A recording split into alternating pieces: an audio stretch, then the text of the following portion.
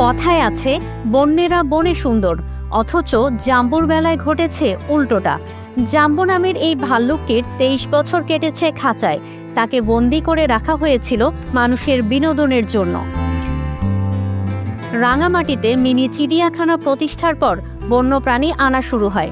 তখন বাঘাইছড়ি উপজেলার সাজেক ইউনিয়নের দুর্গম বন থেকে ধরে আনা হয় দুটি ভাল্লুক শাবক, একটি ছেলে ও একটি মেয়ে ভাল্লুকের শাবক। 2 বছরের মাথায় মেয়েটি মারা যায়।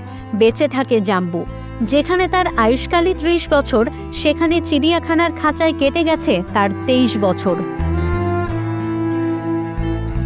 ভাল্লুকের খাবার মূলত ফল, লতাপাতা আর মাংস, কিন্তু খাঁচায় বন্দি জাম্বুকে দেয়া হয় শুধু ভাত, মাঝে মাঝে দুধ।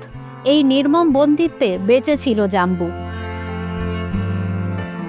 শুধু জাম্বু নয়, এভাবে বছরের পর বছর দিন কাটছে চিড়িয়াখানায় থাকা 1 হরিণ, 4 বানর, 2 সজারু, 5 বনমোরগ ও 6টি কচ্ছপের।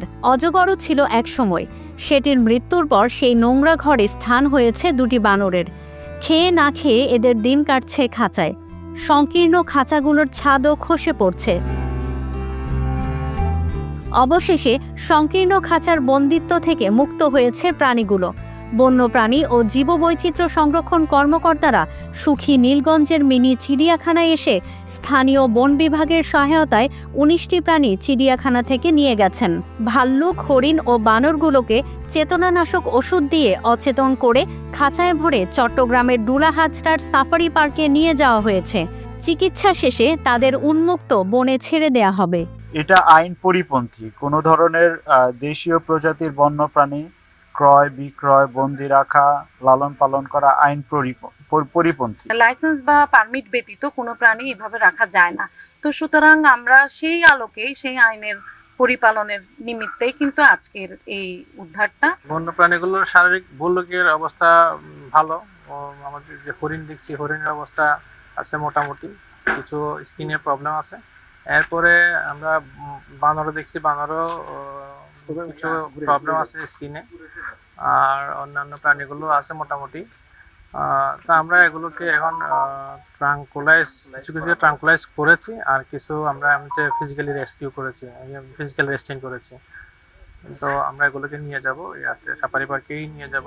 এদিকে দীর্ঘ সময় পর হলেও প্রাণীগুলো বন বিভাগের কাছে হস্তান্তর হওয়ায় স্বস্তি প্রকাশ করেছেন দর্শনার্থীরা। প্রাণীগুলো যেগুলো ছিল, এই প্রাণীগুলোর উপরে আমার কাছে মনে হয় যে একটা নির্মম বর্বরতা চালিয়েছে এতদিন ধরে। আজকে দিয়েছে, এটি রাঙামাটিবাসী হিসেবে আমরা আসলেই খুবই ব্যথিত। কারণ এই চিড়িয়াখানাটাকে অনেক সুন্দরভাবে চালানো যেত, কিন্তু যদিও বা সেটি করা যায়নি এবং সেটি করতে পারেনি, ব্যর্থ হয়েছে আমার মনে হয় জেলা পরিষদ, যার কারণে আজকে দিয়েছে। আমার মনে হচ্ছে অনেক ভালো হয়েছে, কারণ এগুলো অনেক কষ্ট পাইছে, এখানে অনেকদিন এখানে ছিল, তাদের খাবারেরও অনেক কষ্ট হয়েছে। তো আমরা চাই তাদেরকে নিয়ে গিয়ে আবার আমাদের রাঙামাটি চিড়িয়াখানাটি আবার নতুন করে হোক, যেন রাঙামাটি আরো টুরিস্ট আরো বাড়বে, এই আশা আমাদের। দায়িত্ব নিয়ে বন্য প্রাণীগুলো বন বিভাগকে হস্তান্তরের জন্য গত মাসে চিঠি দেওয়ার কথা জানান জেলা পরিষদের চেয়ারম্যান। খুব একটা আয় আমাদের হচ্ছে না, তো এগুলো আমরা পরে চিন্তা করলাম যে এগুলোকে আমরা বন বিভাগের কাছে হস্তান্তর করব, এবং এই ব্যাপারে আমরা বন বিভাগকে চিঠিও দিয়েছি। বিগত 7/1/25 576 স্মারকে আমরা চিঠি দিয়েছি। পরিচালক বন্যপ্রাণী অপরাধ ইউনিট, বন অধিদপ্তর, বন ভবন, আগরগাঁও, ঢাকা। তো ওনারা আমাদের বলছেন যে আমাদের কাছে হস্তান্তর করুন, আমরা এগুলো চিড়িয়াখানা দিয়ে দেবো, লালন পালন করব। রাঙামাটি থেকে শঙ্কর হোরের তথ্য ও ভিডিও নিয়ে রিপোর্ট risingBD.com।